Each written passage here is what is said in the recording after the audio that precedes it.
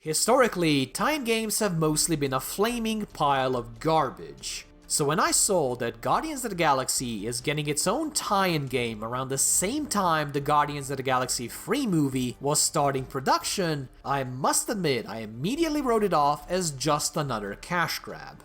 But then, the strangest thing happened. I was browsing through my collection and I just kind of found it sitting there. It must have been added there as a part of some giveaway somewhere, but clearly I have completely forgotten about it.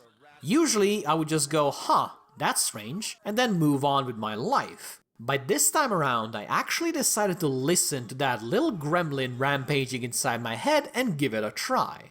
At worst, I can have a few laughs at its expense and that will be it. And you know what? I did laugh, and quite often at that. But not because Guardians of the Galaxy was something to mock, but rather because it was an actually well-written, creative, and unique adventure that did justice to the larger-than-life characters and the bizarre world they inhabit. Oh, hey, Gamora! You look less depressed. Thanks. Don't worry, it's always weird the first time. Greetings and welcome friends, I'm Ash and I just want to say that since Guardians of the Galaxy is a heavily story-focused adventure, I'll be doing my best to avoid any spoilers. All of the footage you'll be seeing is from the first couple of areas and as such should not reveal much. And mind you, when I say that Guardians of the Galaxy are a story-focused adventure, I mean that quite literally. You're going to spend a lot of time listening to the characters bicker amongst themselves, making crude jokes whenever anyone messes up, and in general just commenting on essentially everything that happens around them. Even when you're just running around and exploring new areas, the characters will constantly have new things to say. Either to help advance the plot, guide you to a new area, crack a joke, or just share some hints about their personal lives. In a worse game, this could very easily get aggravating and ruin the whole experience. Just look at the Bubsy games if you want an example. But thankfully, the writing and voice acting in Guardians of the Galaxy is great across the board. The characters are silly, but they're never the type of lol I'm so random kind of silly. The small ugly one is clearly the correct choice.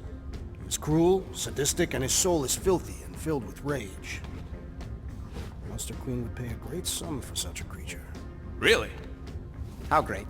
How are you okay with this?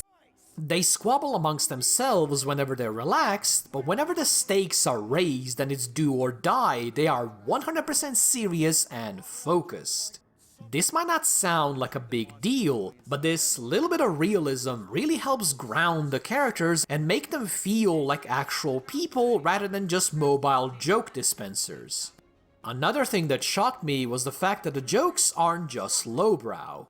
It would have been so easy to simply package a bunch of insults as jokes and call it a day. But thankfully, Guardians of the Galaxy is above that. Well, sort of. The characters still swear like sailors and insult each other all the time, though primarily using made-up words like flark or scut. But that is very rarely the actual punchline. The actual jokes usually come from the vastly different personalities of the main cast clashing, which feels far more natural. Less like you're watching a comedy show and more like you're privy to in-jokes between a group of friends. Even when they're mean to each other, you still feel like they care and that there is some real history behind them. That's perhaps the best thing about the writing. Even if you've never seen any of the Guardians of the Galaxy movies or read the comics, the characters and their relationships still come across as genuine. You can instantly tell that these are complex characters with feelings and emotions that go beyond the one-liners they spout. I love the fact that Rocket can go from insulting your mother in one sentence to being genuinely sad and compassionate in another. It's the kind of nuance that gives the characters real depth and makes them feel, well, real. And you know what? I really love that kind of stuff. As for the actual story tying it all together, I think it's just okay. There were some great moments all throughout the campaign, and I enjoyed it enough that I finished the whole thing within a single week. But the overarching narrative was just a little bit too by the numbers for my tastes. It felt like a very classic story that, while it did have plenty of twists and turns, mostly went the way I expected it to. However, the paths it would take to get there were often completely unexpected on account of both the Guardians and, well, the world itself being kind of crazy. The times where everything went off script were always a favorite of mine, as it would pull the focus away from the main narrative and onto the characters, which in my mind is where Guardians of the Galaxy's writing truly shines. So while I don't mind the campaign by any stretch, I do feel like the game would have been a lot better with a less grandiose, more personal story about the team coming together. In between all of the chatter, you'll also have a chance to utilize all 5 characters in massive battles against dozens of opponents. It sort of, vaguely but not really, works like Mass Effect. You control the main character, in this case Star-Lord, and then issue special commands to your teammates in order to utilize their unique abilities. If you don't, they'll just keep doing their thing until you're ready to call them. Groot is good at crowd control and can root enemies. Gamora deals an insane amount of burst damage. Drax is good at stunning the big boys and breaking their shields, while Rocket, as you would expect, makes things go boom. While Star-Lord, as the main character, has a couple of extra abilities, you're still only 1/5 of the team. In other words, you're never going to be a one-man killing machine destroying everything in front of you like in some other adventure games. Instead, if you want to get anything done, you'll have to work as a team, which is where one of my biggest problems with Guardians of the Galaxy comes into play. Because of how team-focused the combat is, your individual contribution doesn't feel all that impactful. Even on the normal difficulty, your guns do an abysmal amount of damage and you'll have to drill even the most basic of enemies for like 10 seconds in order to bring them down. Needlessly, bullet-spongy enemies is what soured me on the Borderlands 2's endgame many moons ago, so to see it as an intended mechanic in Guardians of the Galaxy really did not sit well with me. Now mind you, when you're shooting out special abilities left and right, the combat feels great. The enemies explode, freeze, get thrown into pits, or just ragdoll all over the place once Drax gets a hand on them.